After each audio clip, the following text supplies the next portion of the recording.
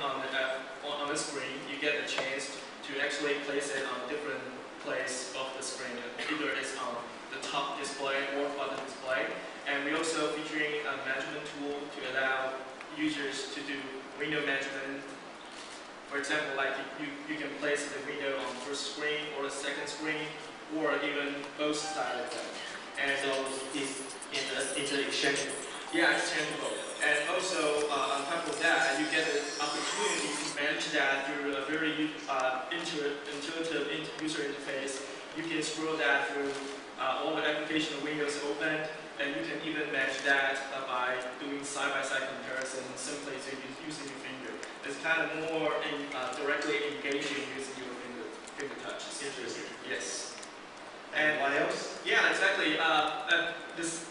The next question come up to this type of new form factor design is actually people are going to ask, hey, where's my keyboard and how's the typing experience? Here I wanted to show you real quick is that simple as you put your both hands on top of the display, on the bottom display here, and it actually responded to your gesture, and it actually knows what you want to do with the machine. So when you put it on the lower LCD, the virtual keyboard pop up. It's actually had an intelligent touch engine built inside the system, has the intelligence to know what you're doing right now. So I'm going to repeat this again. When you put your two hands on the screen, it actually just brings up the keyboard. That's like what you do with your physical keyboard typing experience. Okay. And since it is 14-inch full size, so you get a full experience of typing here on the screen here. For example, I'm actually real quick doing the real typing here, and you just, for example, I can do Iconia demo and everything. It's just typing just like the traditional typing experience here. So it's quite an easy experience doing the keyboard here. You really type on that, huh? Yes, exactly, and it's fast and accurate. Is there haptic feedback? About? Is there haptic feedback? No, not haptic feedback. It's a virtual keyboard. Thank you. Yes, software keyboard based.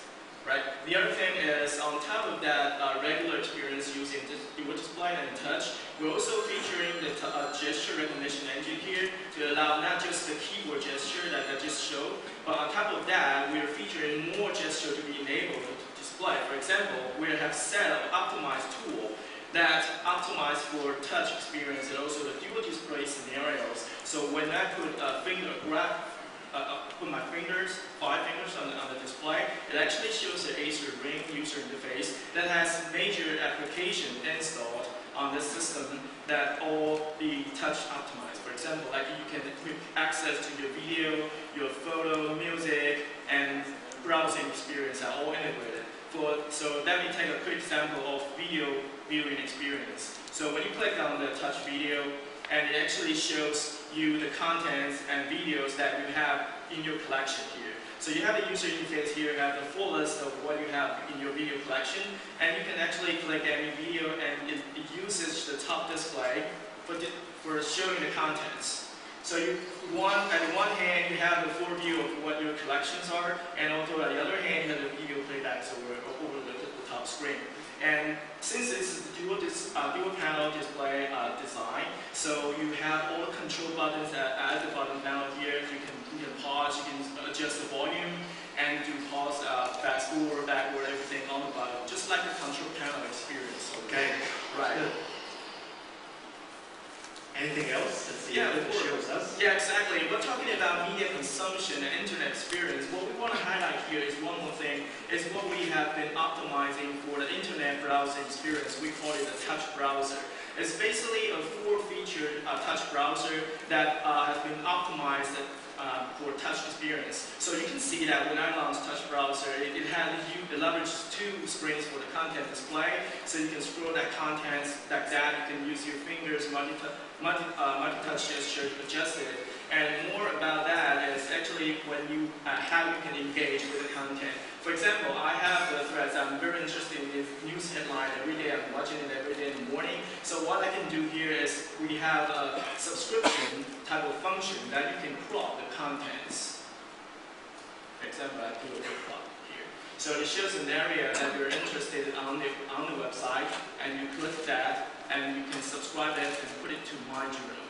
And it shows my journal here has a collection of whatever the things that you have already subscribed. So when you come to the My Journal page and you have the full list of the things from the internet in real time that you have the best interest in. Wow, interesting.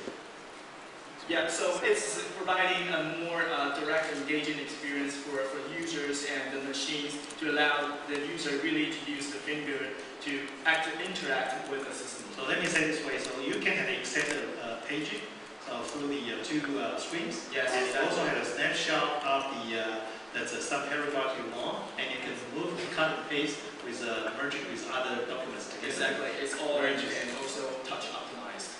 Okay, thank you very much.